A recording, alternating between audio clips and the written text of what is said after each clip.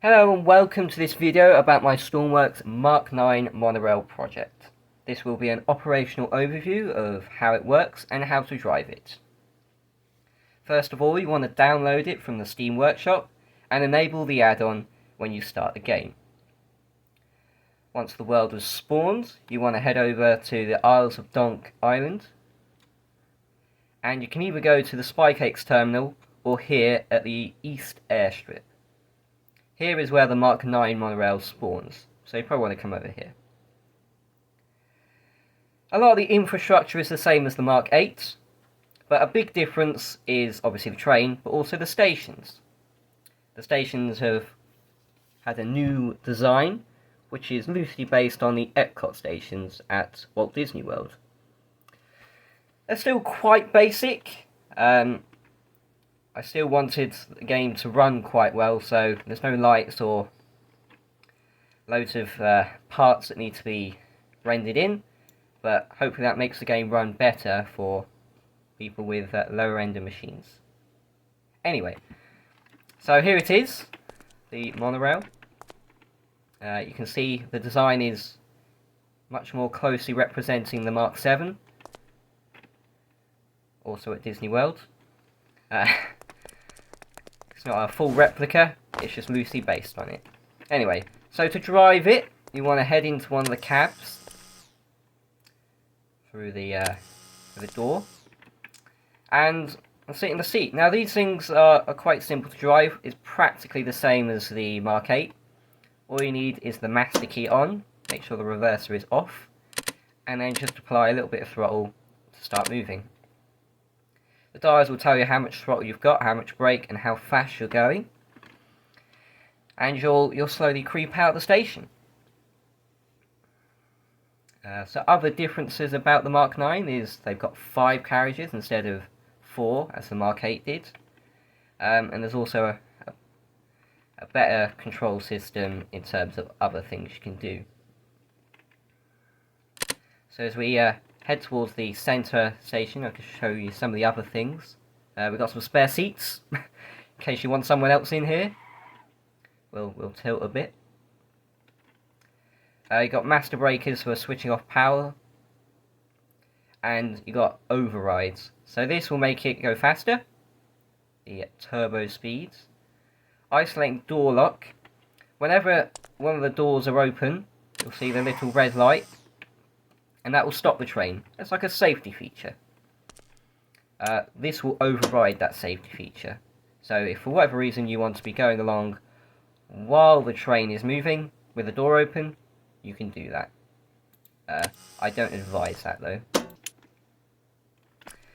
The only other thing in here really is this door into the passenger compartment, which is a bit janky, but if you need to. It's not too different in here either, pretty much the same as the Mk VIII. Different colour palette, and obviously the lack of a gangway,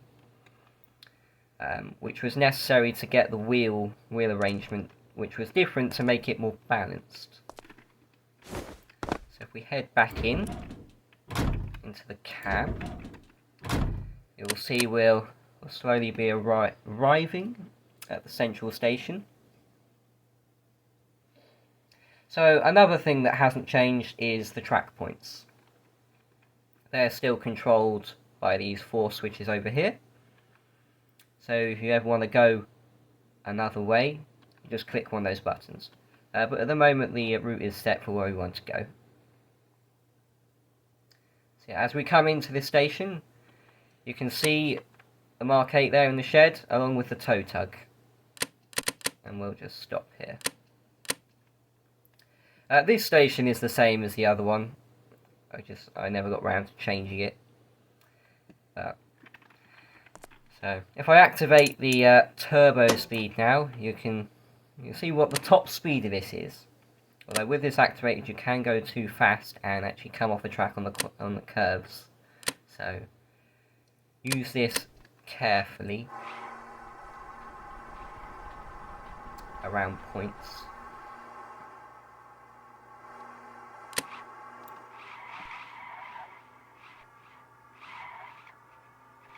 You also get quite a lot of tyre marks coming off. But you can see just how much faster you go with turbocharge activated. So now we've reached the other end of the line.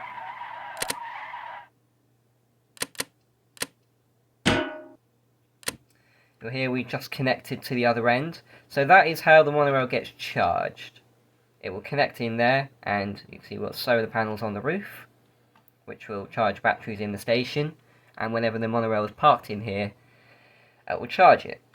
Now that will remain connected all the time that the monorail is stationary, but as soon as you try and apply throttle, they will disconnect automatically. As soon as you take the key out, the brakes will fully come on, as another safety feature. So if we get out here and go to the other end, and we can head back.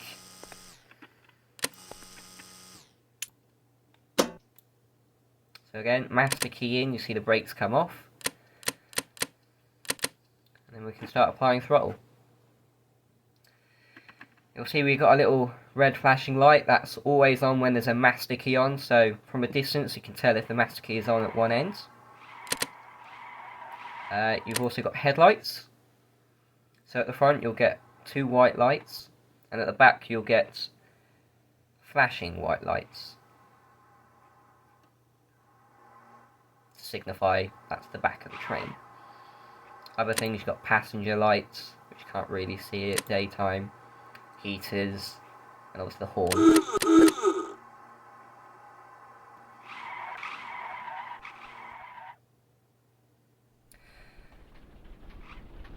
So as we come into the station here, we want to put it back in the shed.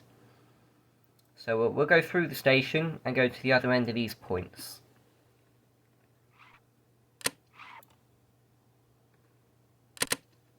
Apply a bit of brake, and turn the master key off. To get to the other end, we'll climb out this ladder here, and walk along the roof. It's a bit janky, to make sure you don't fall off.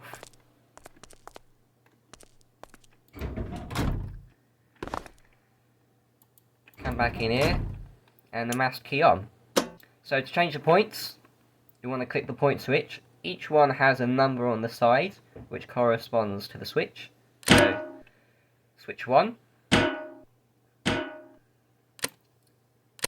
we can start moving. So if we look ahead, we don't want road 2, we want road 1. So we'll change switch point 4 to get into the right end.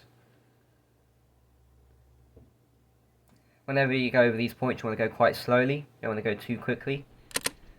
It's a good way of derailing. See, I've left the tow tug running there, wasting fuel. And there's the Mk VIII on the right there.